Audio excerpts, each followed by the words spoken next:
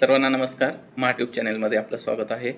आता आपल्याला माहीतच आहे की महाराष्ट्रातल्या 14,500 ग्रामपंचायतीची मुदत सध्या संपलेली आहे आणि या ग्रामपंचायतीवर प्रशासक म्हणून सरपंचांची नियुक्ती करण्यात आलेली आहे. तरी शासनाने एक अधिसूचना काढली आणि ज्या ग्रामपंचायतीची मुदत संपलेली आहे तिथं प्रशासक म्हणून सरपंचाची नियुक्ती करावी आणि त्याच्या मदतीला उपसरपंच आणि सर्व सदस्यांची प्रशासकीय समिती स्थापन करावी अशा पद्धतीची एक अधिसूचना काढली. जसं की नागपूर, संभाजीनगर आणि कोल्हापूर सर्किट बेंचच्या माध्यमातूनही काही निकाल आलेले आहेत.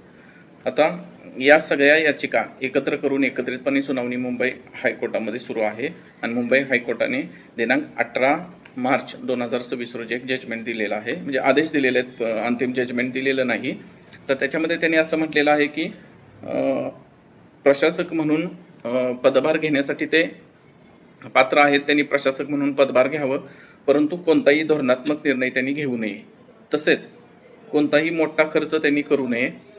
दैनंदिन कामकाजाशी संबंधित छोटे खर्च असतील, उदाहरणार्थ कर्मचाऱ्यांचे वेतन असतील, काही स्टॅट्युटरी म्हणजे कायदेशीर आणि संविधानिक पेमेंट असतील, जसं की पाणी, वीज आणि इतर अत्यावश्यक सेवावरील खर्च, हा खर्च त्यांना करता येईल, परंतु मोठा खर्च त्यांना करता येणार नाही.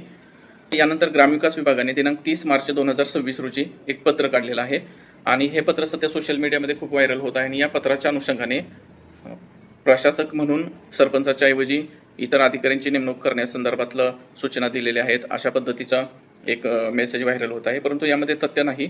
जे पत्र आहे 30 मार्च 2026चं ग्रामविकास विभागाचं पत्र आहे, त्याच्यामध्ये असं म्हटलेलं आहे की सन 2025-26च्या आर्थिक वर्षात प्राप्त झालेला निधी दिनांक 31 मार्च अखेर खर्च न झाल्यास समर्पित करावा लागणार आहे. ही बाब मान्य न्यायालयाच्या निदर्शनास आणून मान्य न्यायालयाच्या पुढील आदेशापर्यंत निधीच्या खर्चाचे अधिकार संबंधित गट विकास अधिकारी यांना प्रदान करण्यास मान्य न्यायालयात सिव्हिल ॲप्लिकेशन दाखल करून परवानगी देण्याची विनंती करण्यात येत आहे.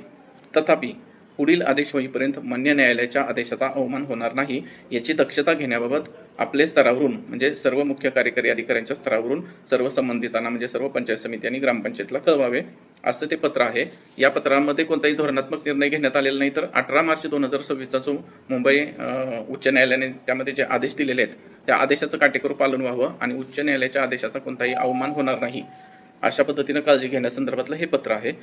अशाच नवनवीन माहितीसाठी महाट्यूब चॅनलला सबस्क्राईब करा आणि माहिती जर आवडली असेल तर चॅनल शेअर करा. थँक्यू.